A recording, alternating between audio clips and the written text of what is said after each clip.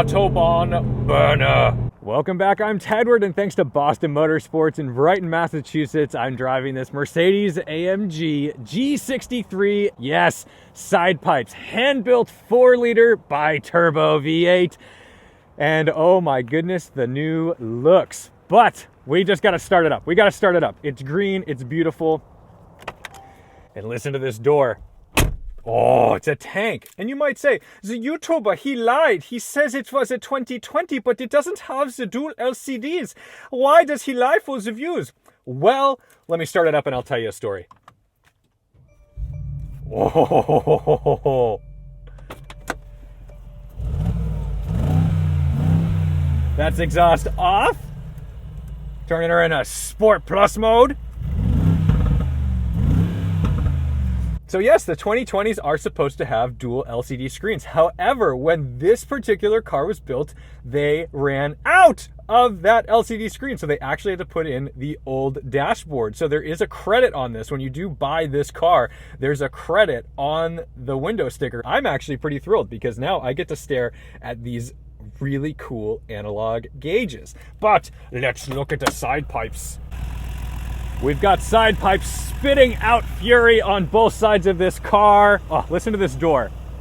Yes, she's a little bit dirty. We tried to clean her up, but hey, it's winter. You can't blame us. Of course, we have to have the spare wheel. And even if you get a Brabus 4x4 squared, you don't get this much power because those are based off of the G500s.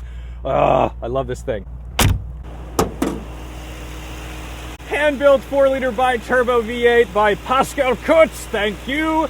And up front, we've got this cool push bar as well. I'm sure this one is optioned out to quite a few doll hairs, but my goodness, the new headlights look fantastic. Those are mighty bright, even in direct sunlight.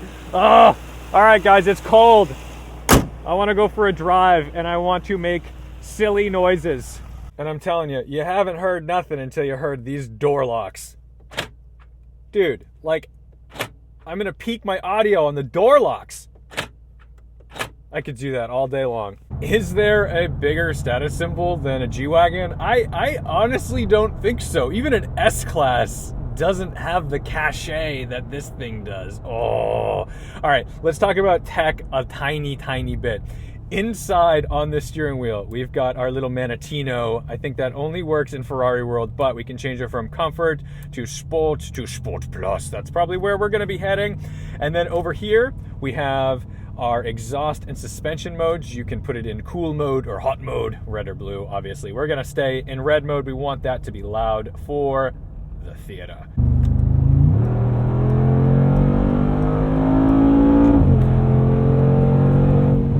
Autobahn burner. Oh my goodness, this thing screams.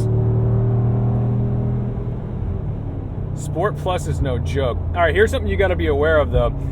Even though they have upgraded the steering substantially from the previous generations, because it used to be a recirculating ball system. That's what you'd find in a lot of pickup trucks. In fact, that's what you find in an E39 M5. This now has a proper rack and pinion steering rack, but it requires a lot of inputs. This is still a tank first. Could there be a worse place for a tractor trailer?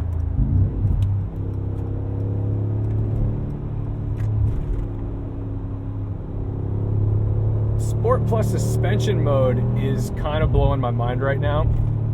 The fact that this can actually hustle around a corner is bonkers. You've got to put in quite a bit of steering input.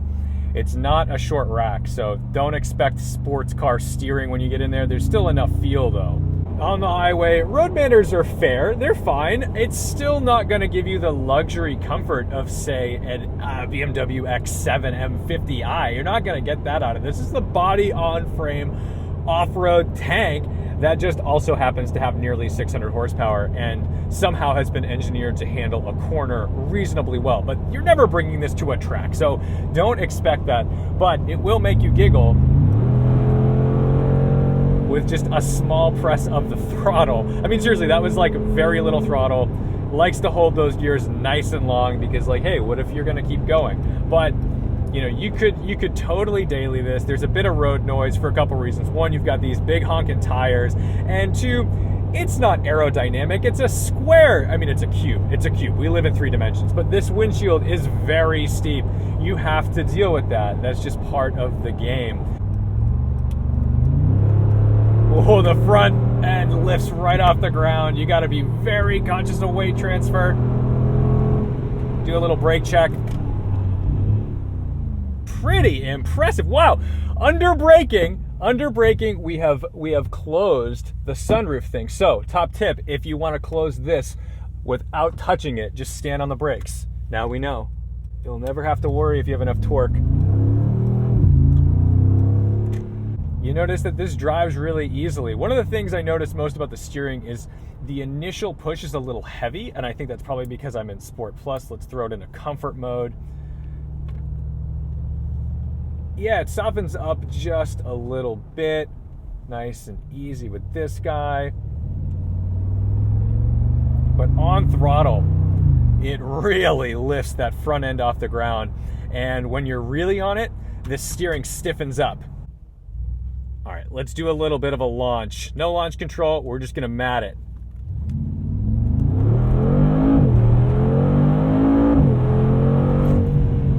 Wow. All right, back to driveways. We're gonna cool it. What a thing. First thing you notice is the squat. This thing really hunkers down on throttle. Second thing is, you notice the front end walks a little bit. Isn't that nuts? It's sending so much power to those front wheels that they're probably slipping. That's nuts. That combined with the weight transfer. Ooh, that's fun.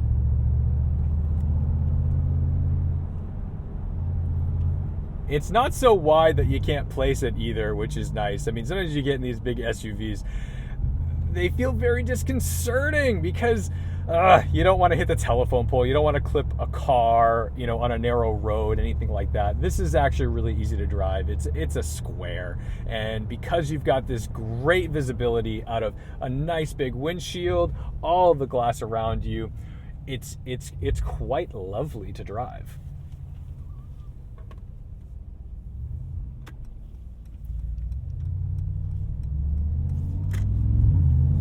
You've got to unwind the steering wheel just a little bit.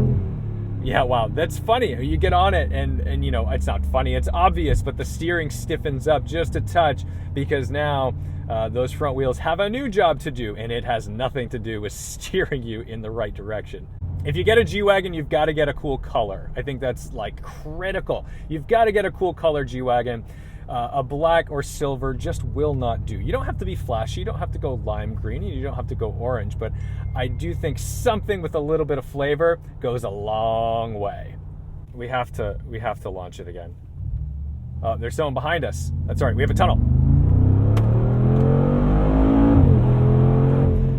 Having the side pipes, that's a beautiful thing because all that noise comes out right behind you instead of out the back of the car. So you get such an exciting experience just from the exhaust of this thing. Oh man, the downshifts in Sport Plus giving us all of that power and torque ready to go. At low speeds, it still gives you the charm of driving something special. You've got the little burble of that monster V8, even though it's not that large. What's incredible is AMG went from being like these incredibly huge displacement V8 powerhouses, you know, 6-7 liters of fury, and now we're down to these 4-liter hot V twin turbos.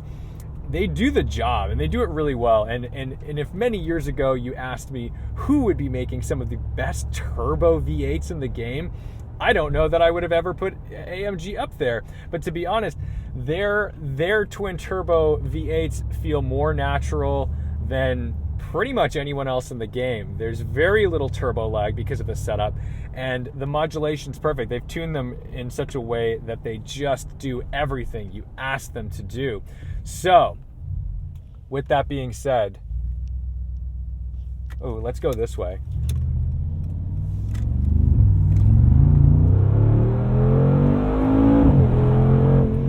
Sound, honestly, incomparable. It's so good. It's so good. It's so deep. It's so raucous. So ask yourself a question. Do you need the 4x4 squared? Probably not, unless you're Greg B and you live up in the Dolomites and you're doing some crazy off-roading. Unlikely you're ever going to need that capability. But this G63, for those of you who can afford it, a very hefty price tag, my goodness, this is fantastic. And if you're coming from the old G-Wagen, this is just going to shatter your expectations for what you can do with something like this. Wow, it's such a beautiful day out here. A beautiful day for a green G-Wagen.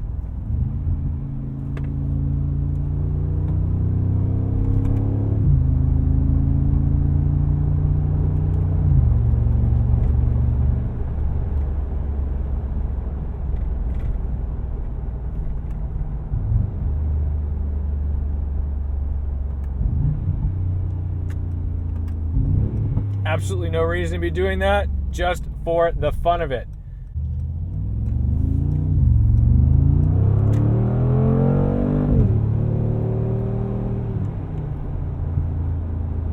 Every time you accelerate, you'll think, well, did I button down the stuff in the car? Because it's gonna go everywhere. You'll never lose anything in this car, because if you do, all you have to do is floor it and it will emerge from under the seats somewhere. The biggest issue you'll face with a G-Wagen is whether or not you'll actually use its capabilities to go off-road.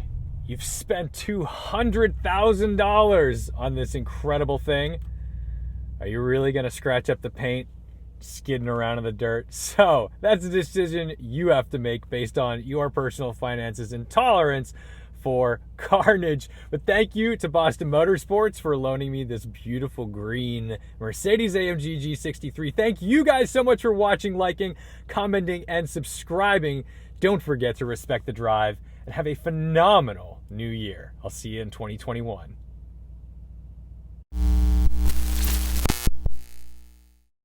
And listen to these side pipes. All right, there's children ahead. We don't want to scare them with our big green monster. Let's get the hell out of here.